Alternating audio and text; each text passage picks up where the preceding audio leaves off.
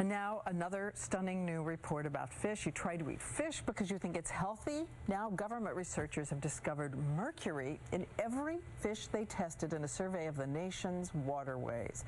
So what does it eat fish and want to? We're joined now by our medical contributor, Dr. Marie Savard. Want to settle this? Can we settle this? First of all, tell me more about what this study found. Yeah, this study actually was just looking at the streams. They looked at 300 streams throughout the United States and found, much to our surprise, there was a lot more mercury in all of the fish, and a quarter of the fish had more than what Environmental Protection Agency recommends. So what, some 75% had traces of mercury, which you don't want in huge quantities, but 25% had really dangerous levels. Yeah, so that means if you have a family member who's out there fishing in the stream, beware. But that's not talking about what you buy in the market. This is key. Yes, the National Heads up, everyone. The National Fisheries Institute says clearly it's important to note that this study is not about commercial seafood, but recreationally caught fish, not the kind that the Americans might find in the supermarket or in their grocery shelves or restaurants. And nonetheless, we're told that there are some guidelines to follow, even when you're shopping at the supermarket. So yes. Take us through these fish again,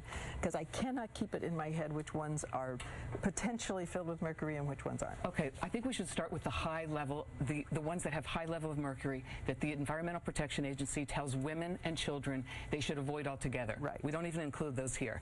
Those are everything from shark to swordfish to the king mackerel and even tilefish. So we should avoid those altogether if you're a child or a potentially pregnant woman. And swordfish, for instance, if you're a healthy adult, not a child? Limit it. It has a lot of mercury in it, but limit you it can to certainly probably less than once a week. Okay.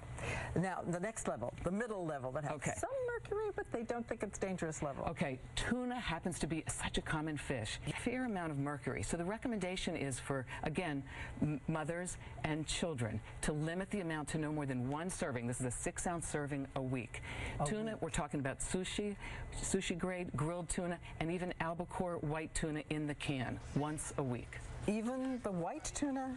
Mercury binds to that white meat that we love so much. So limit that, again, for women and pregnant children and children. Obviously. And regular adults? Again, limit it to some degree, but perhaps have more, maybe once or twice a week. Okay, and then these are the healthiest fishes? Yes, these are non-predatory fish. It's really the big deep fish that are predatory on all the smaller fish that have the mercury. This is the fish that doesn't so much. We're talking about anchovies, sardines, smaller whitefish, salmon, believe it or not, is actually good. Okay. And shrimp, other whitefish, and tuna. The canned tuna, especially if you're pregnant, for your children, get the light tuna or darker tuna, as we typically call it, because that has lower mercury in it. White tuna is albacore once a week only. Lighter, or as some people say, the dark tuna, which you can see there, is safer. Yes. I mean, and it doesn't matter whether it's cooked or not. The mercury binds to the protein, so whether you cook it or eat it in sushi form, you're getting the same amount of mercury. And as we know that in high toxic levels, mercury can cause neurological problems, which is the reason for all these studies. Okay. Yes. Sort it out. Go to our website if you still have questions, and Marie will answer them there, and we'll be back. Yes, you're